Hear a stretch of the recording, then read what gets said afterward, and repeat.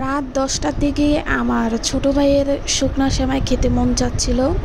পরে আম্মু বানিয়ে দিল আমার ভাইয়ের জন্য মজা করে শুকনা সেমাই বা ভাজা সেমাই, যে যেটাই বলে থাকেন না কেন। আর এই সেমাইটা আমাদের পরিবারের সবাই খুবই পছন্দ করে। তো এখানে আম্মু এক এক করে সবগুলো সেমাইয়ের প্যাকেট কেটে নিল। প্যাকেটগুলো কেটে সবগুলো থেকে সেমাই বের করে একটা বোলের মধ্যে নিল। আম্মু এখানে মোট 5 প্যাকেট সেমাই ব্যবহার করেছিল। চুলায় প্রথমে পরিমাণ মতো সয়াবিন তেল নিয়েছিল। তেলটা একটু গরম হয়ে আসলে এর মধ্যে দিয়ে দিল কাঠবাদাম, এমনি বাদাম, তারপরে কিচমিচ দিয়ে দিল। এগুলো হালকা একটু ভেজে তারপর এখানে পরিমাণ মতো নারকেল দেওয়া হয়েছে। এখানে প্রায় 3টার মতো নারকেল দেওয়া হয়েছিল, মাঝারো সাইজের। আর সেমাইতে যত বেশি নারকেল দেওয়া হবে এর স্বাদ কিন্তু তত বেশি বাড়বে। আর এই নারকেলটাই কিন্তু সেমাইয়ের মেন উপাদান। হালকা একটু নেড়ে চেড়ে চিনি দেওয়া হলো এর মধ্যে। আমরা মিষ্টি বেশি একটা খাই না, এই জন্য আম্মু এখানে 2.5 টেবিল চামচ থেকে একটু বেশি পরিমাণে চিনি দিয়েছে। মিষ্টিটা আপনারা আপনাদের পছন্দ মতো কম বেশি করে নেবেন। আবার একটু নেড়ে চেড়ে আম্মু এখানে স্বাদ বাড়ানোর জন্য দিয়ে দিল লং, এলাচ ও দারচিনির গুঁড়ো প্রায় 1/2 চা চামচের মতো, সাথে লবণ দিয়ে দিল 1 চা চামচের মতো।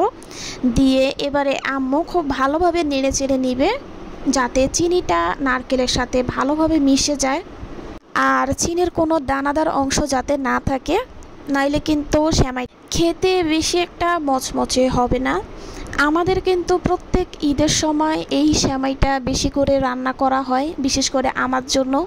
আমি এই সেমাইটা খেতে ভীষণ পছন্দ করি। আম্মু স্পেশালি আমার জন্য এটা রান্না করে।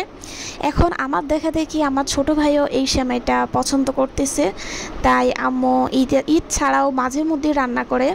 কিছুদিন আগে আমরা গ্রামে গিয়েছিলাম, তখনও রান্না করেছিল। আর আজকে আমাদের খেতে মন চাচ্ছিল, তাই আম্মু এটা আমাদের জন্য রান্না করে দিচ্ছে।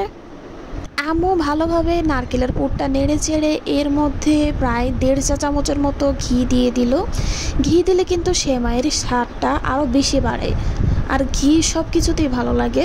নারকেলের পুরটা একটু ঝরঝরে হয়ে আসলে এর মধ্যে আগে থেকে ঢেলে রাখা সেমাইগুলো দিয়ে দিব।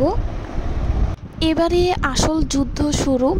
একটু পরপর এই সেমাইগুলো নাড়তে হবে, যাতে নারকেলের পুরটা সেমাইয়ের সাথে ভালোভাবে মিশে যায়।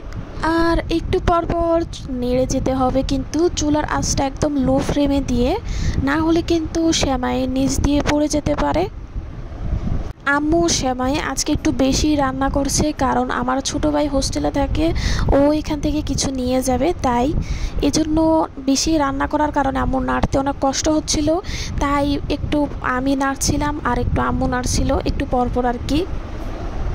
আর আমি যখন নাড়তেছিলাম, একটু আস্তে আস্তে আমি নাড়তেছিলাম আর কি, তখন নিচ দিয়ে পুড়ে যেতে নিয়েছিল। পরে আম্মু তাড়াতাড়ি এসে ঠিক করে নিয়েছে। তো আমাদের সেমাই রান্না হয়ে গিয়েছে, আর এটা কিন্তু দেখতে অনেকটাই মচমচে লাগছে। এবারে একটাকে একটা বাটিতে পরিবেশনের জন্য রাখবো আমি। আম্মু এখানে 1 চামচ 1 চামচ করে একটা ছড়ানো বাটিতে রাখছিল। আর দেখতে পাচ্ছেন সেমাইয়ের কালার কতটা সুন্দর এসেছে আর কতটা মচমচে লাগছে। খেতেও কিন্তু অনেক বেশি মজা হয়েছে। আমরা এই সেমাইটা অনেক দিন ধরে রেখে খাই, প্রায় 1 মাসের মতো। সেমাইটা কিন্তু এভাবেই মচমচে থাকে, যদি বাতাস না লাগে আর কি। তো আজকের মতো এই পর্যন্তই ছিল। সবাই ভালো থাকবেন, সুস্থ থাকবেন। আল্লাহ হাফিজ।